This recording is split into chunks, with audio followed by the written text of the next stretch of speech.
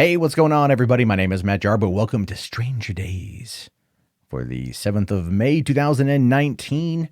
It's a great day here in Washington. It's a beautiful day. I was out recording some vloggy type content for fun, enjoying the weather, finally, not having it rain, not having it be just terrible, gloomy, disgusting weather. This is the time of year you want to be in the Northwest.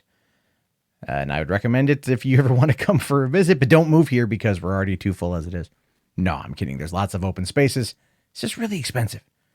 It's only going to get that way as more people flee from California in order to move up here because, quite frankly, it's still somewhat affordable if you are used to paying California prices. But there's a lot going on in the world today. There's a lot going on. And not everything I'm going to get to. You know, one of the new things now coming up is the story about Sandra Bland. Right, the woman who committed suicide in a jail cell back in 2017, I believe. No, sorry, 2015. 2015. And her recording of the incident came out. Her recording of her traffic stop that resulted in her being arrested came out. And people are using it as an interesting piece to discuss whether or not she should have been arrested or whether or not the officer who arrested her should have arrested her. And, you know, quite frankly, he probably shouldn't have arrested her, to be fair. She was being combative, but he was kind of being a dick. But that doesn't change the fact that she still committed suicide. And I still find that to be the most interesting factor of all of this. Right. People have moved away from the from the suicide thing and focused more on her being arrested. If she didn't get arrested, she wouldn't have committed suicide. That is arguably probably true. But how was the cop supposed to know? That's my thoughts on it. I covered the story before. I mean, I remember covering that story and going into the deep web, right? I went into the deep web as one of the only times I've really kind of dove into that world. And I did it. I was looking up the anonymous side of things because Anon had a website there.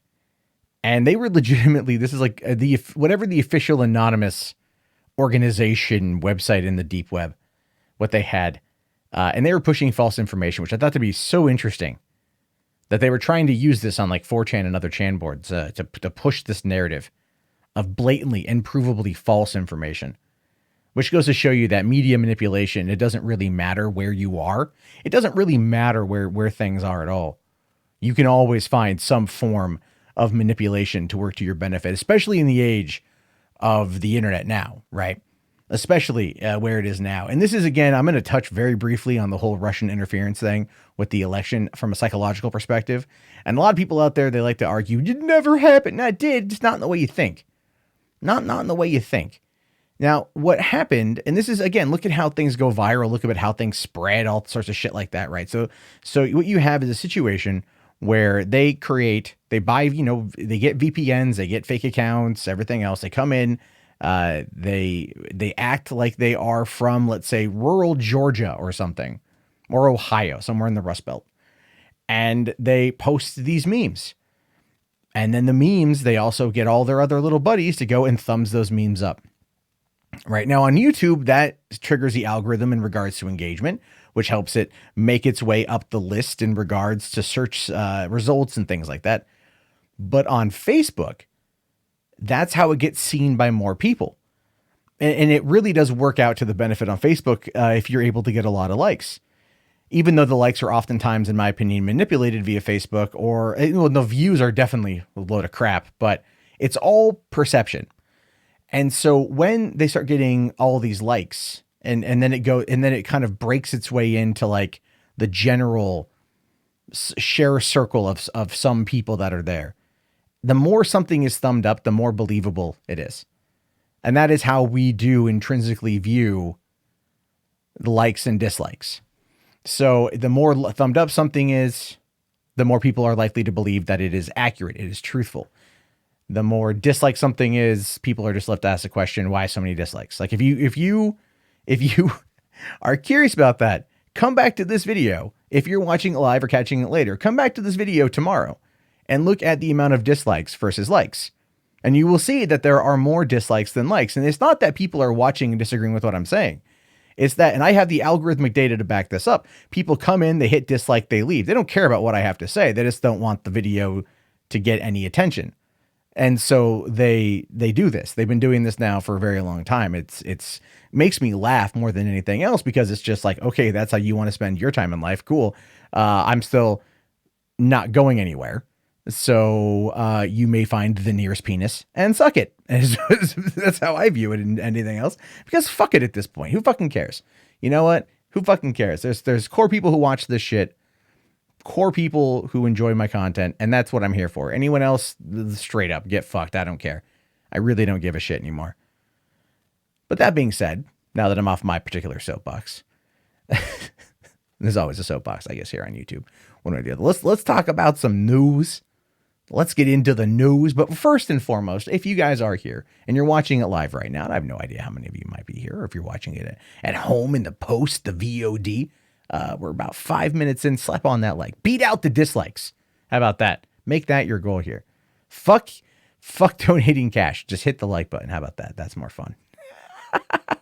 No, I do whatever you want to do. At this point, it's all good. It really is all good. But I'll tell you who's not happy right now. And that, of course, CNN workers, specifically 100 CNN workers who took voluntary buyouts amid a move to Hudson Yards. Now, this story is getting spread across the web in certain circles, certain right-wing circles, right? Tim Pool made a video about this. I guarantee you, probably massively misled in some of the information, because that's kind of how things are now. And I like Tim, but it's getting so difficult to watch some of his content recently, just because of that. Anyway. So here's the thing. This is probably a very accurate headline. It's not a sexy headline, but it's an accurate headline. If you go over to Breitbart, the headline over there is, "Oh no, CNN lays off 100 people because of low ratings." At no point does this article, which is what's referenced as the source of the Breitbart article, talk about the ratings, but it does talk about the move to Hudson Yards. And that is something to pay attention to. Really, really, really is. Now, it says CNN is the latest division of AT&T's Warner Media to feel the effects of company-wide restructuring, with voluntary buyouts being taken by more than 100 seasoned workers at the cable news network. Now, the 100 seasoned worker thing is definitely an interesting line to look at, predominantly speaking, because seasoned workers mean seasoned employees, people who are well adept in their field. They've been there a long time. Why would you get rid of these people? Well, it's possible that they were looking for 100 people to not take the buyout in order to then be able to kind of slim down their numbers.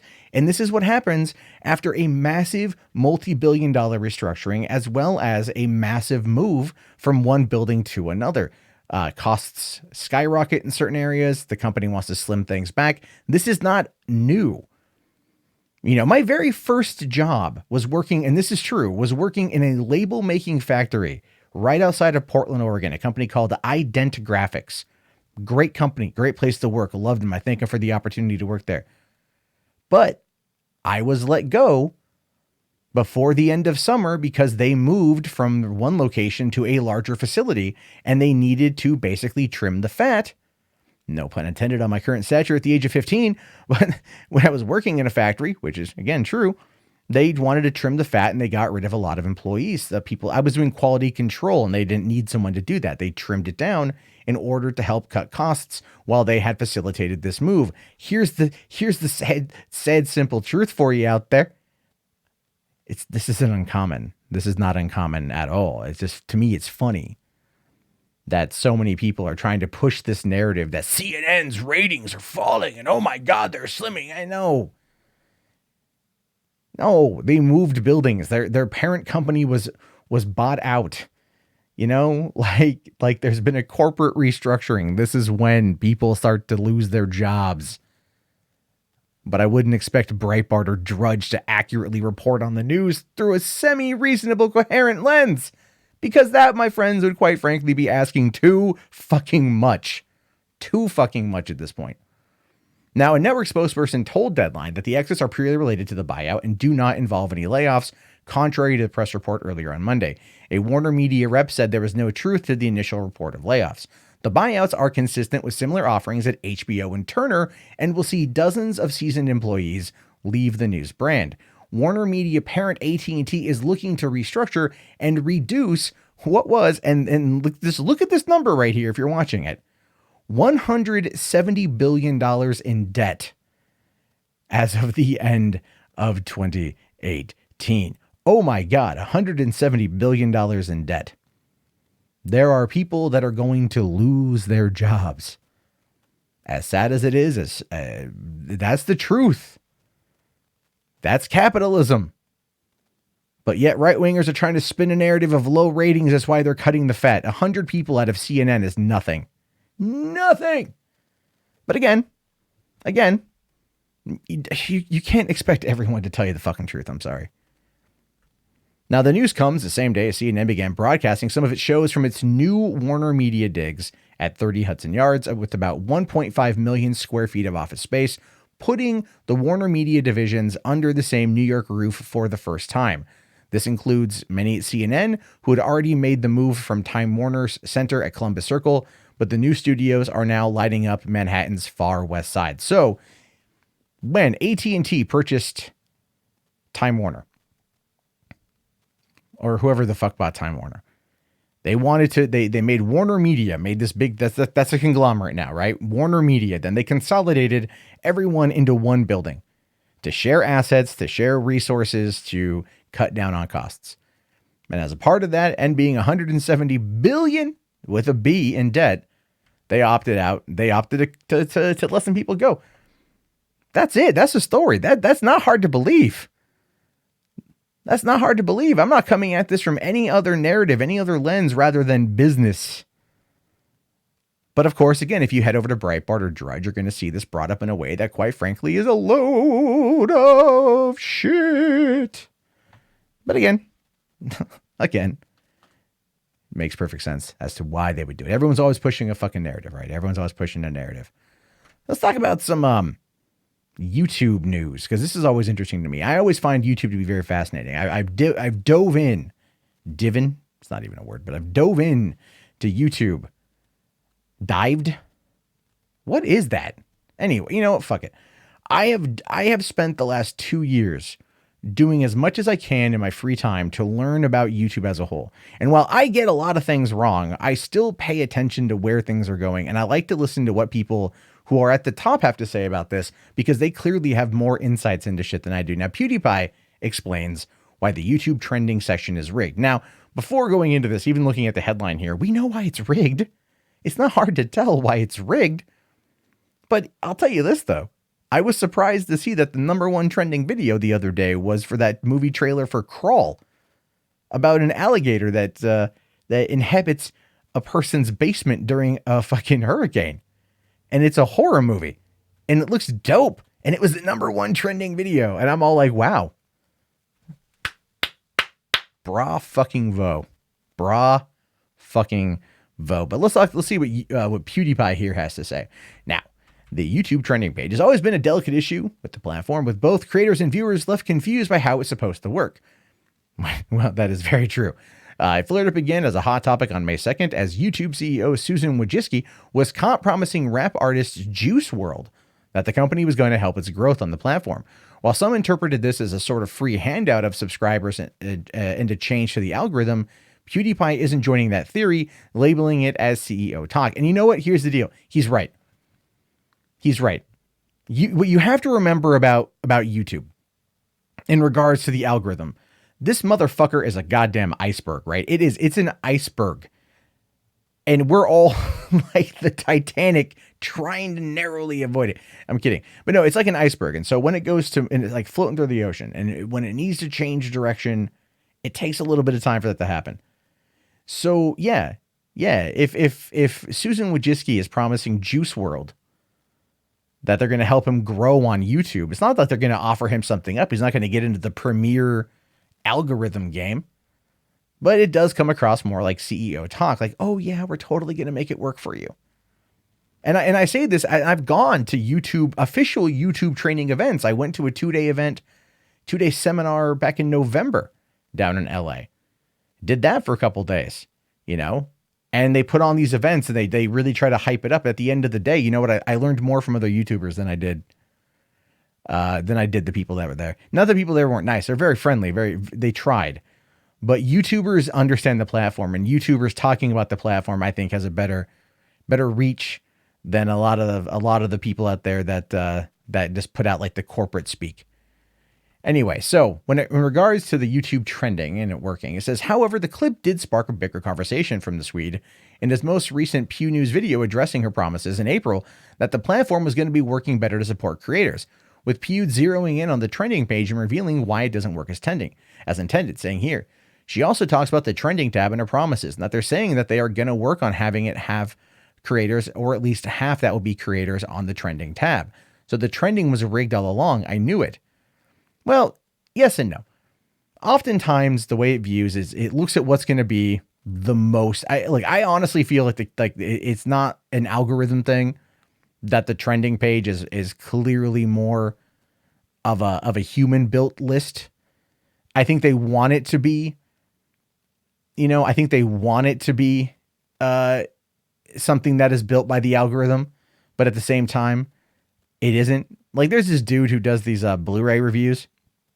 And in the tags on all of his videos, he puts up there #1 on trending, hoping to try to trick the algorithm in order to get it up there. It's not going to work, but I thought it was a cute try. I was laughing. I'm like, oh, no, dude, I get that, man. That's smart. I mean, it's not going to work, but, hey, man, props to you for trying. But the thing is, though, you look at people like Jimmy Kimmel and Stephen Colbert. And those videos right there, those late night comedy shows are oftentimes up there, or the bigger creators are there because they're handpicked to be there. They're handpicked, and I think even going forward, having half creators, half corporate media, is still it's going to be handpicked. It's going to be from a very curated list. If you want my honest opinion, like wait for it to start being like people who've got under 2 million subs that get on that list. You know what I mean? Now, it says here, despite his humor, the Swede did get pretty serious and broke things down eloquently, explaining that the trending page doesn't promote all highly viewed videos because it uses a channel's history of views to determine whether or not the upload in question is worthy of wider promotion, which is not even really views, if you want my honest opinion, because YouTube, look, here's the reality of it. YouTube doesn't give a fuck about views. They don't give a shit about views, period. Not at all. They don't care.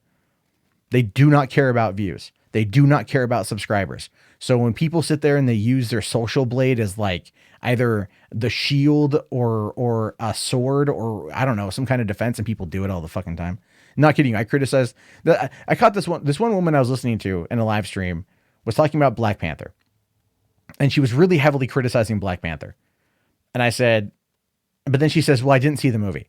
So then in the comment section, I said, in the chat, I'm like, well, if you didn't see the movie, how can you review it? Like, that's a valid question. And then she goes, well, I watched another YouTuber. And I'm like, that still doesn't answer. Like, that's still not even like a remotely good answer. Like, kind of a dumb answer. And then she threw her social blade at me. Like, look at my social blade. The fuck does that have to do with the Presta in China? Jesus Christ. But that, again, that's how that shit works. Again, YouTube cares about watch time. They care about watch time more so than anything else. Now, finally here it says, Pew's also added what he thinks channels like music and movie companies, which don't upload frequently then have a hit, benefit from the trending page more than creators who work on YouTube and care about YouTube because of how the current system works, which is true. It's true. When Sony drops the trailer for Spider-Man Far From Home, it's going to be something everyone talks about.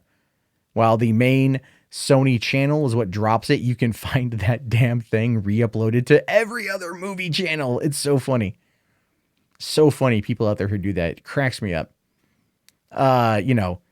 They abuse the system constantly, but they might get in the trending because it might actually do better than the actual company. And I've seen that happen before too. It's weird. It is super, super weird. Now, finally here it says, well, Wojcicki made a promise to changes to the platform in order to better serve those creators who make a living off the platform. It remains to be seen as to what adjustments are going to be made in the coming months. I have my theories for what's going to be changing in the coming months. I have said before that they're probably going to get rid of the dislike button. And I've talked about that too. And I've said that I think that there needs to be more if you're going to use it to like be constructive, but that would require them to build a whole new system and they don't want to do that. I think it'd be really good if there was like a Q&A system in place. Because, hey, I really do. I like, if you come in and dislike something and then leave without saying anything, I don't know what it is. Neither does anybody else. So, and then the people out there that defend it and they say stuff like, oh yeah, no, it's totally what it is. It's like, oh no, it needs to be there because of this reason. Well, if you're not getting any value out of it, then what's the point? And if it's meant to add value, which is what you're trying to argue its defense of, but you can't specifically claim which value it adds, then it kind of defeats the purpose and kind of just destroys your argument. So there's that. But I don't know. I think they're probably going to do something to where it's more like watch time related. Like, oh, you need to watch a minute of the video before you can leave an active like or dislike. I like something along those lines is way better than just outright getting rid of it. But we'll have to wait and see. I think when it comes to the trending, though, it's just going to be a curated list, which seems to make a lot more sense, to be honest with you. Just a damn stupid curated list. Now, this is a real story. This is a real story here where this woman tried to trespass on the CIA grounds while asking to speak to Agent Penis. I'm not making that up. She wanted to talk to Agent Penis. I hope she walked around and she was like, hi, I'm looking for Agent Penis. Has anyone here seen Agent Penis? Just yelling it out over and over and over again, making everyone at the CIA very uncomfortable. Waterboarding them with comments about penises. So a woman was arrested after she repeatedly tried to enter CIA headquarters and asked to speak with Agent Penis. Jennifer Hernandez, 58 years old, claimed she'd applied for a job at the agency and had an appointment with her recruiter at the complex in Langley, Virginia. She was first stopped by security when she attempted to walk in through the main vehicle entrance on April 22nd. So she rolls on up. She's like, hi, my name is Jennifer Hernandez. I've been recruited by Agent Penis. I'm here to speak with Agent Penis. Have you seen Agent Penis? I'm looking for my Agent Penis. I think anyone at that point in time would just go, uh-huh. And clearly here, they agree with my point because they say, when her story failed to check out, a CIA police officer told her she could be arrested for trespassing if she didn't leave. So she left, only to return a couple days later in a Lyft. She was then given a written warning and told to leave. That's fucking fantastic. Now, the next day she returned in an Uber and stated that her phone was off and she wanted to speak to her recruiter.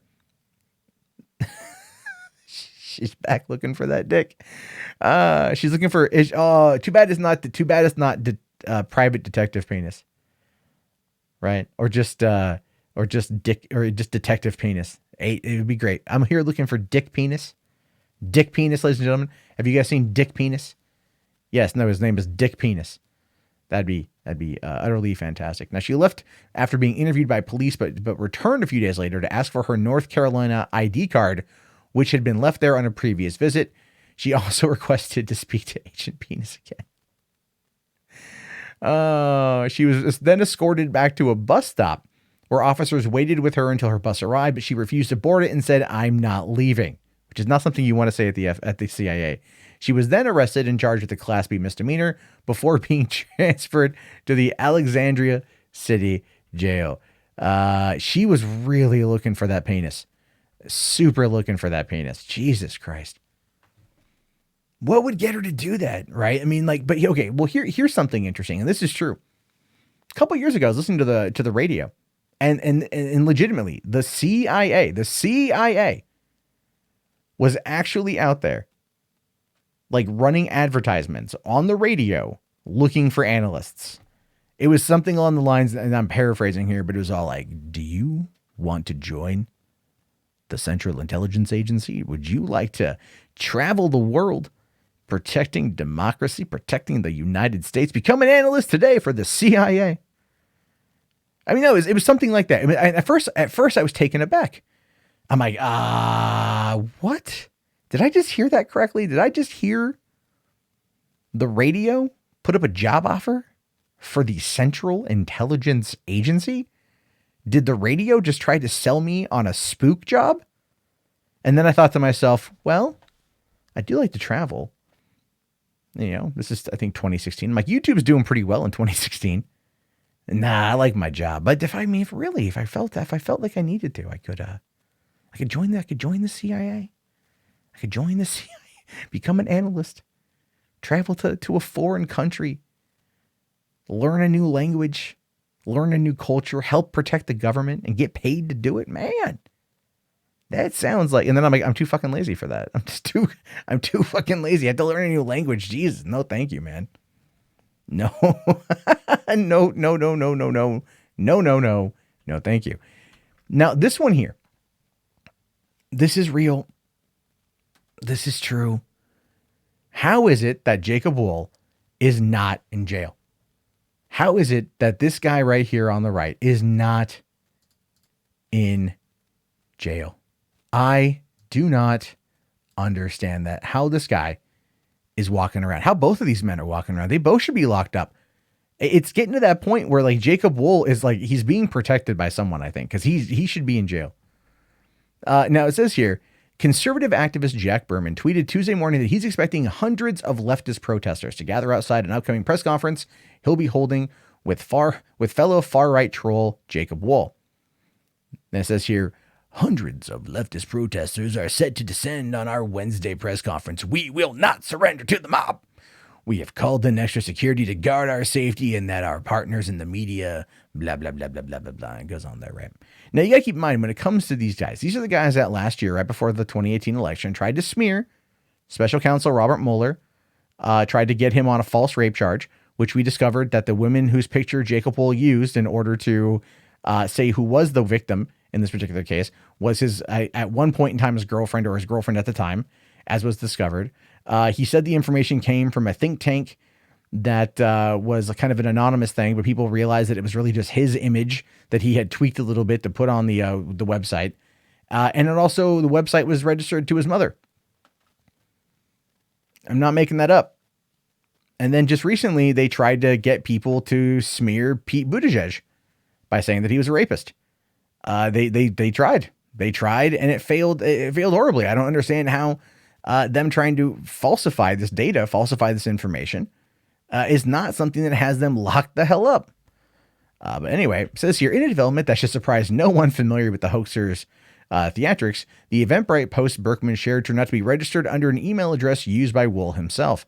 The now deleted event, dubbed Protest Against Homophobic Bigots, listed no official organizers on its public page. However, after registering, and attendees were initially told to direct any questions to wohlthinktank@gmail.com, an address that the 21-year-old Twitter exile previously listed on the petition page he launched against Representative Ilhan Omar. This dude does not understand alternate email accounts. Like, he does not like understand. I guarantee you we're going to find so many more things linked to that Gmail over the years. No, this is the thing right here, dude. It says paper tickets are only required if the event organizers attach them to your email. For questions about the event, contact the event organizer at wohlthinktank@gmail.com. I mean, the guy's not even trying to hide the fact that he's being a shisty little shit. He's not even hiding that fact. And his dad even like retweets the stuff. His father, who's apparently a lawyer, I guess he's a lawyer. His Twitter bio says he's a lawyer. I have no idea. Goes out there and retweets all of this shit constantly about Jacob all the time. All the goddamn time about Jacob.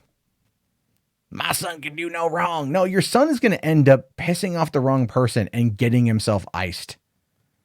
Your son really needs to be in some kind of facility, like figuring shit out. I don't say this very often, but this motherfucker needs Jesus. Now, neither Wohl nor Berkman responded to a request for comment, but after media reached out, the organizer was changed to Amy Green Tompkins, a name that does not have any social media history attached to it. And of course, they try to cover their ass because they know they're busted. You know why they want to do this?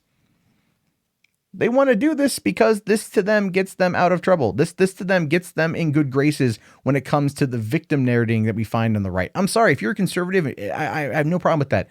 But you have to admit that there are so many players on your team right now that are doing nothing but victim mentality, constantly nonstop victim mentality. Jacob Wohl is one of them. He's absolutely one of them. Now, considering Wohl's attempts to hype himself as an internet maestro, it's hard to imagine that the Eventbrite notification would have gone unnoticed, especially if it was actually generating interest from hundreds of protesters. Faking a protest would also mesh with Wohl's previous attempts to gin up controversy. He submitted an alleged death threat to Minneapolis police in March, which was quickly discovered to have been made from a fake Twitter account he managed. Look, I could go on and on and on and on about this guy, but it's not hard to see him for what he is. A fucking moron. An absolute fucking moron. Who for some reason is entirely enabled by certain people in the right-leaning media. They allow him to get away with this stuff. They don't call him out. You know, Republicans, fine. Conservatives, fine. You want to sit there and criticize the left over dumb shit, cool. But at least hold your own to account. This kid is legitimately a danger to society in many aspects. And yet, I mean, he's already completely screwed his entire life up. He got banned from the financial sector for trying to scam shit. He got banned from Twitter for trying to scam shit. He sent a fake death threat to himself and then went to the cops and said, look at me, I'm getting death threats on Twitter. And here he is trying to organize a protest against himself in order to once again play the victim. But he's so woefully inept of as doing anything that he links it to himself and is a moron, an absolute fucking moron. And finally, let's look at some more morons, because this is real too.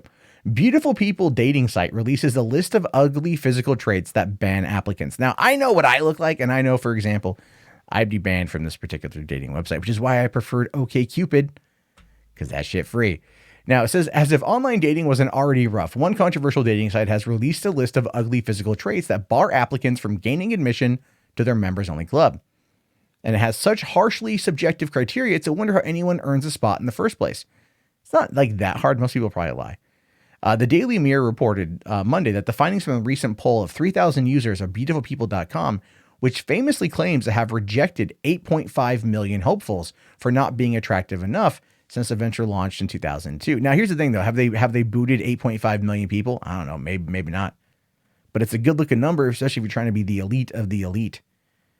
You know, if you're 9s and you're 10s in LA, you can be in here. Because there's a thing. I really wonder how that would apply. Just as a quick off-topic thing.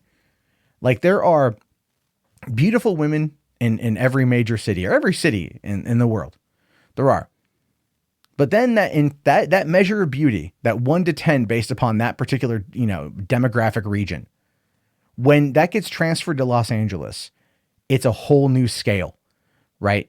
It's a whole new scale. Are you an LA 10? Because let's say, for example, you were in an Oklahoma 10, you could actually be an LA 6. That's what I'm talking about here. That's what I'm talking about. It's a crazy world when you go to LA and it's nothing but beautiful, attractive people. And I'm not just talking women, it's men too.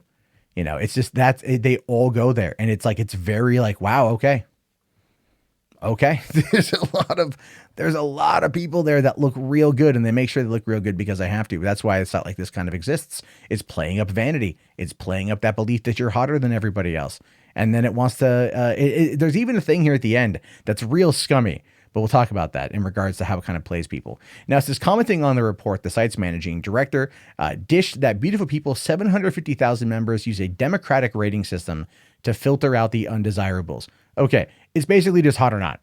And if you recall hot or not, you know what I'm talking about.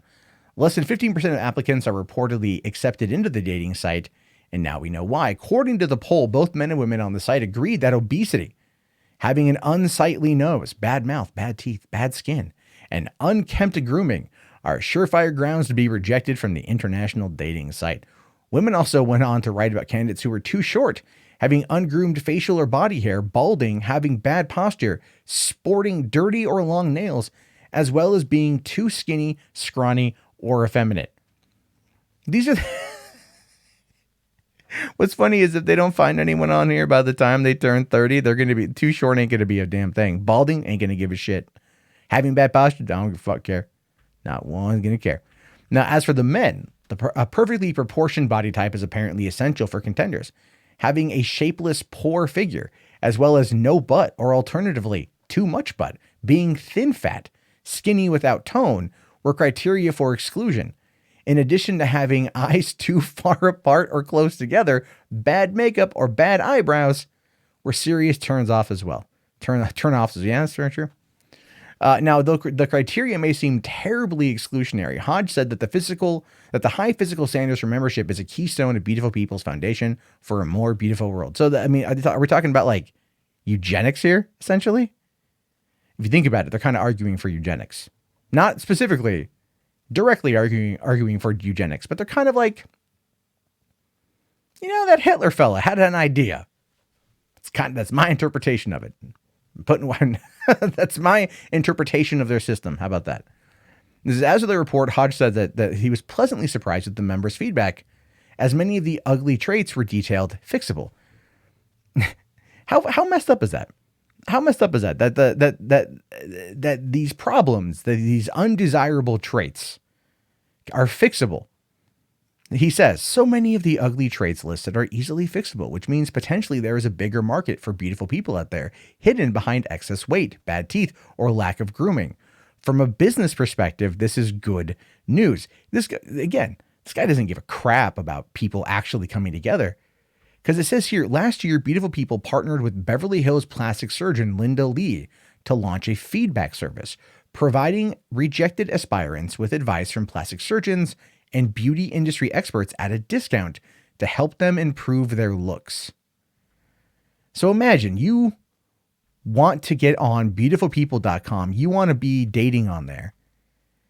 And they say to you, no, you're not good enough. You are not good enough. But we know that you're only not good enough because parts of you look bad. Parts of you look terrible, but that's fixable.